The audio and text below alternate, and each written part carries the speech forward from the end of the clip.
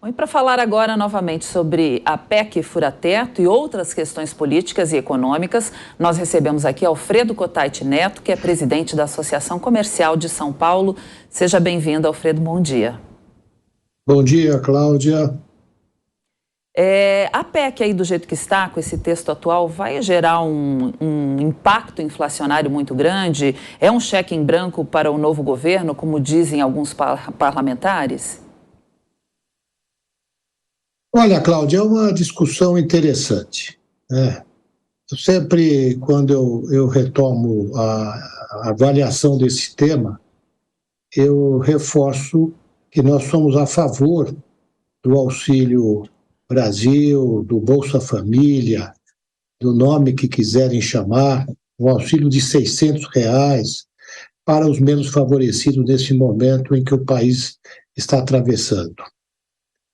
Agora, na hora que você luta há muito tempo para manter o tamanho do Estado, aprova uma PEC que se denominou PEC do teto de gastos, mas, na verdade, o que ele representa é o seguinte: o Estado tem esse tamanho, podemos gastar só isso, e ele só pode crescer através da inflação do ano anterior.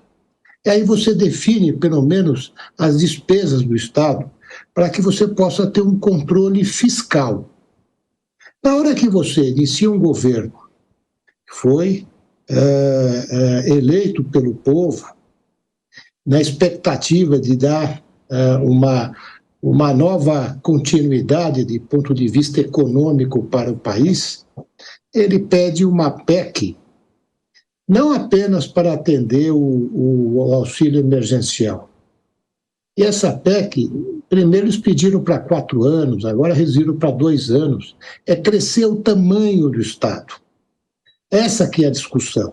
Não é para a finalidade a qual ela se destina.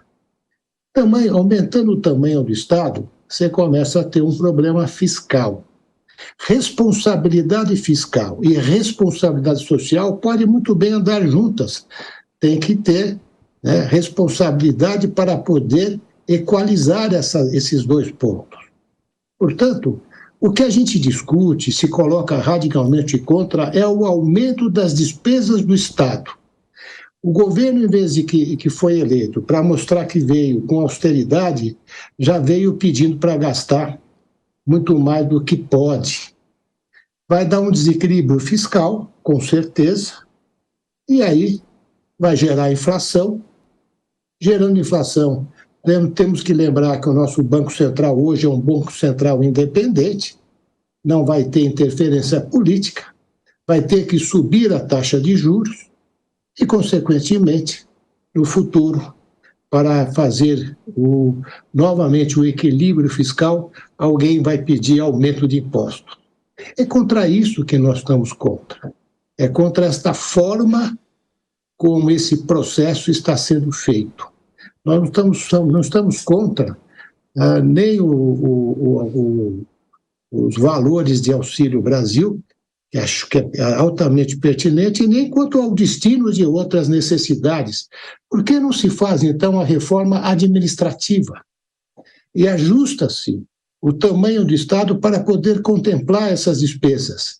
Isso ninguém quer fazer. Então, na verdade, a nossa posição, como porta-voz dos micro e pequenos empreendedores de uma vasta rede pelo Brasil, é alertar o que pode acontecer no futuro. Bom, a PEC da transição, PEC Fura-Teto, assunto do Jornal da Manhã, segunda edição de hoje. A pergunta agora é de Diogo Schelp. Bom dia.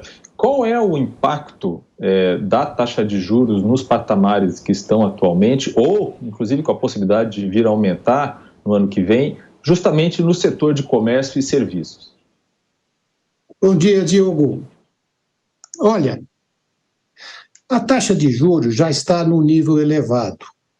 Ela está em 13,75, o Banco Central manteve por prudência, mas já está, o mercado financeiro reage a essas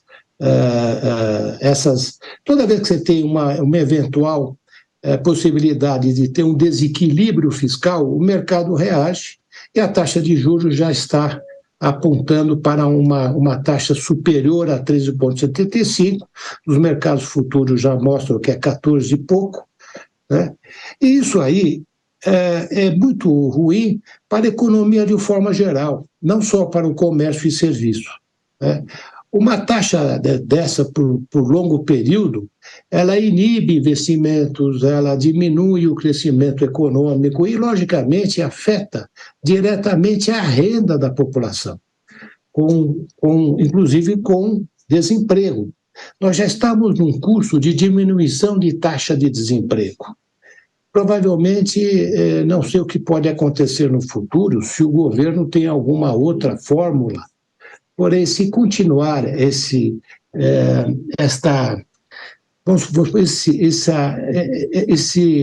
não equacionamento fiscal, a taxa de juros vai subir e nós vamos ter, na verdade, uma redução da atividade econômica. Eu espero realmente que se encontre outros caminhos para que isso não aconteça.